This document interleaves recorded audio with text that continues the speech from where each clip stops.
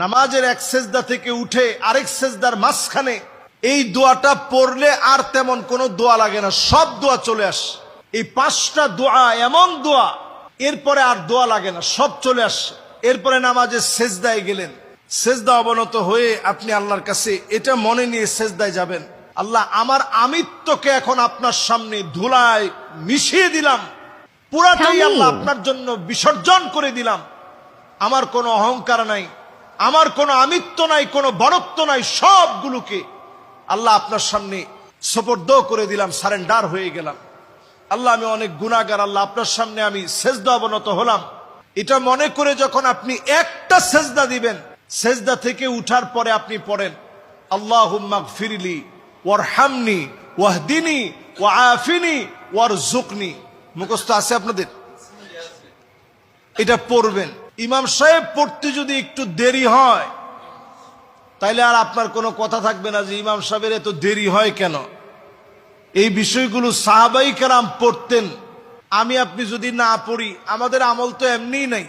এই আমলগুলা যদি আপনি করেন, কি দোয়া পড়ছেন? আল্লাহুম্মা গফিরলি, আল্লাহ আপনি আমারে মাফ করেন, ওয়ারহামনি, আল্লাহ আপনি আমার উপরে রহম করেন, ওয়াহদিনি, আল্লাহ আপনি আমারে হেদায়েত দেন, ওয়াআফিনি, সমস্ত রোগ শোক বালা মুসিবত আল্লাহ আমার কাছ থেকে আপনি মুছে নেন, উঠায় নেন, ওয়ারযুকনি, আল্লাহ আপনি আমাকে রিজিক দান করেন। এই 5টা দোয়া এমন দোয়া, এরপরে আর দোয়া লাগে না, সব চলে আসে।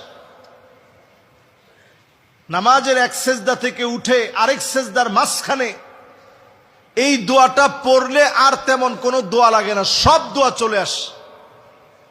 আল্লাহুম্মা গফিরলি ওয়ারহামনি ওয়াহদিনি ওয়াআফিনি ওয়ারযুকনি।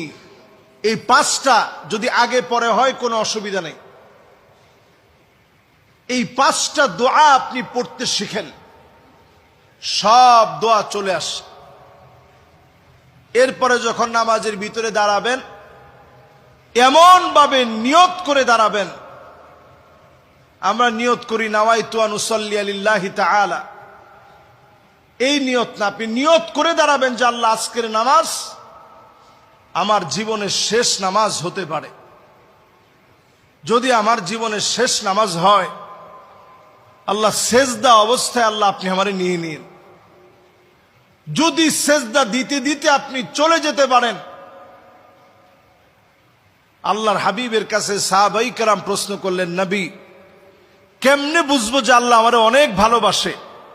এটা বুঝবো